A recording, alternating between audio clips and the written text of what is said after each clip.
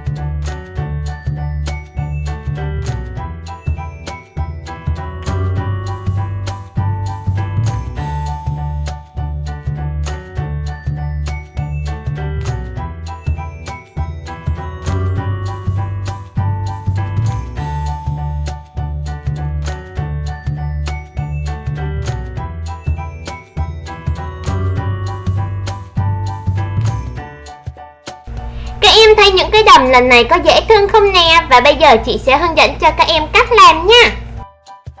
Đầu tiên thì các em hãy in ra tất cả những cái bức tranh của hình dáng ngày hôm nay nhé.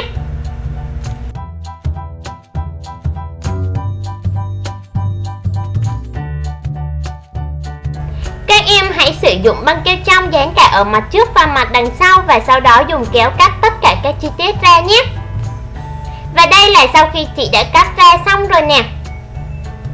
Bây giờ chúng ta sẽ cùng đến với bước tiếp theo nhé. Tiếp theo thì chúng ta sẽ dán hai trang nền này lại với nhau bằng cách sử dụng băng keo trong.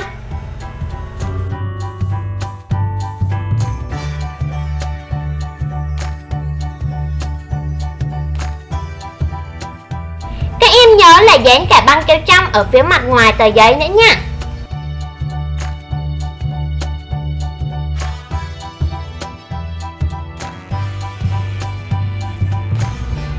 Rồi thì chị sẽ bắt đầu dán hai trang bìa này lại nè bằng cách sử dụng băng keo hai mặt hoặc là hồ dán.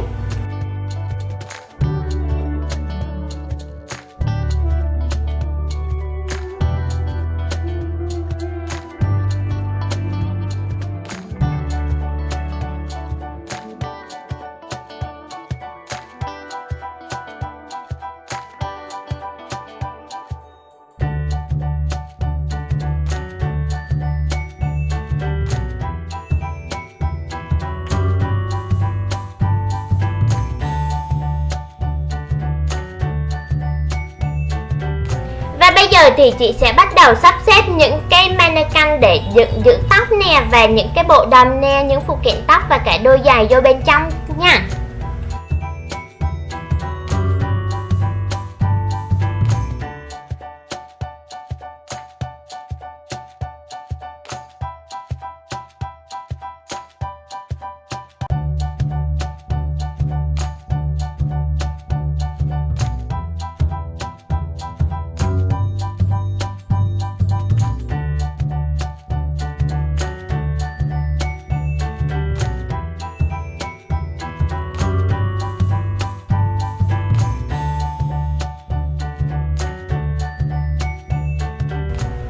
Để dán hai phần tóc này lại với nhau thì chúng ta sẽ sử dụng băng keo trong nhé.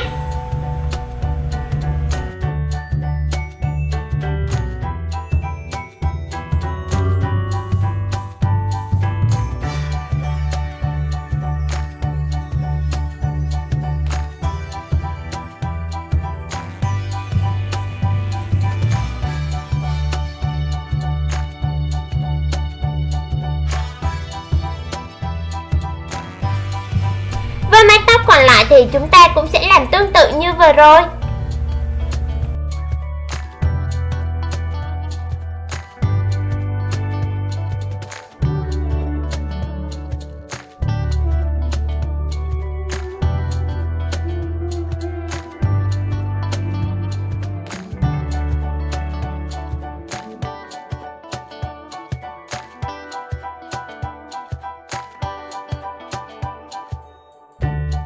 Sau khi xem xong video là các em thấy rất là đơn giản rồi đúng không nè? Chỉ với một vài bước đơn giản thôi. Và bây giờ các em hãy làm thử ngay cho mình một bộ sưu tập mới nhé.